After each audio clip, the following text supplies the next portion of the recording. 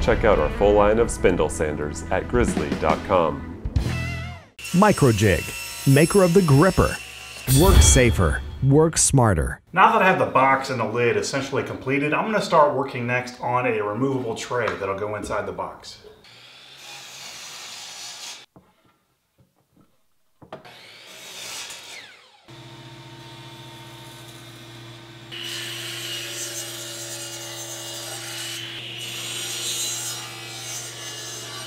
At the bandsaw, I'm going to resaw these pieces right down the middle, and each component will make up the sides of the tray and also the dividers.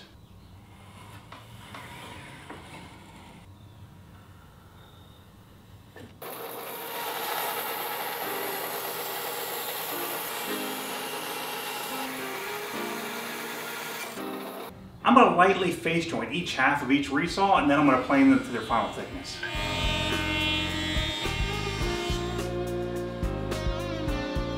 I need to rip all these pieces to their final width, but before I do that, I'm going to edge joint one edge to get it nice and flat and square to one side.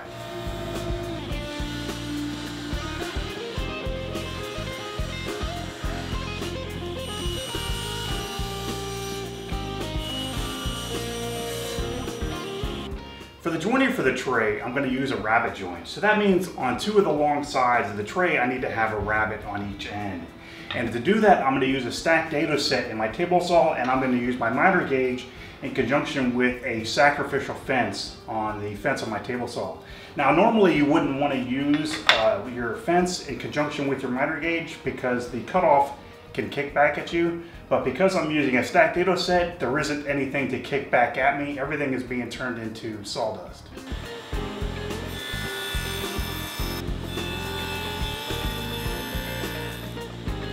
I need to cut a groove in the bottom of one side of all my side pieces for the tray to receive the bottom of the tray. And because I already have my stacked dado set out, that's what I'm going to use.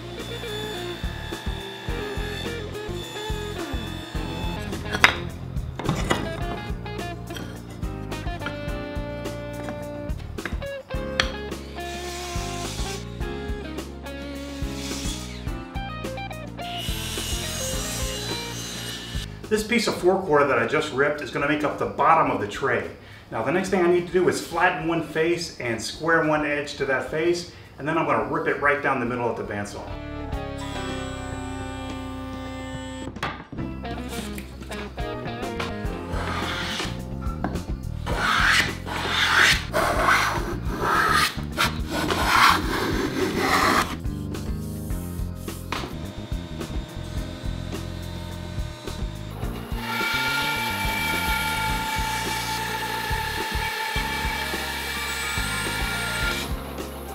With the resawn edge down on the joiner, I'll flatten most of this face and I'll get the remaining strip with a hand plane.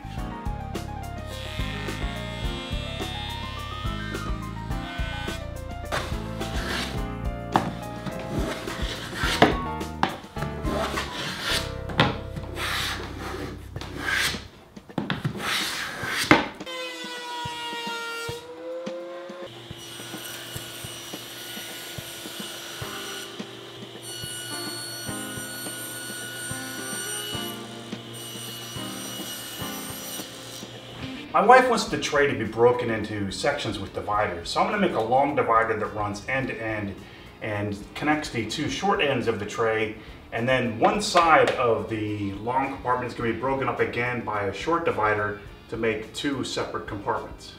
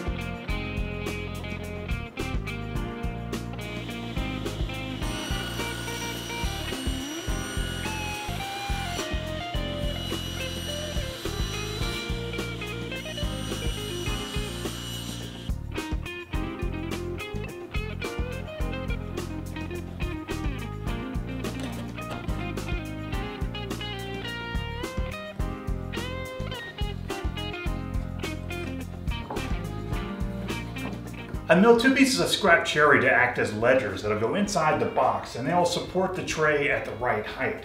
Now, in order to get that correct height, I made 2 pieces of scrap plywood that are exactly the right height that I need, and I'll place those inside the box, and on top of that will go the ledgers.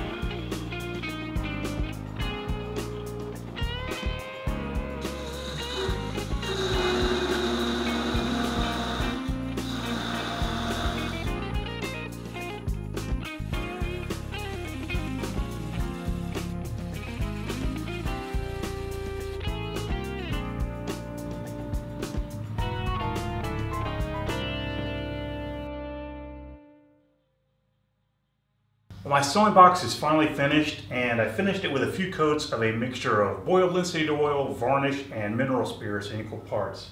And I'm pretty happy with how it turned out.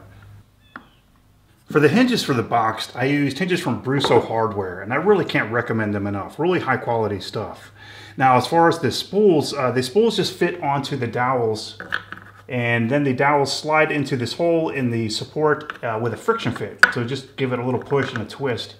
And that's how you put the thread on. And I can hold quite a few spools of thread on here.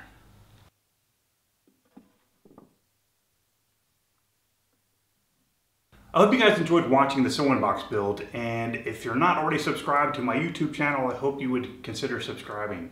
And also, if you'd like to stay up to date with everything Garage Woodworks, you can follow me on Instagram, and I also have a webpage you can periodically check out to see what I'm doing. Thanks for watching, guys.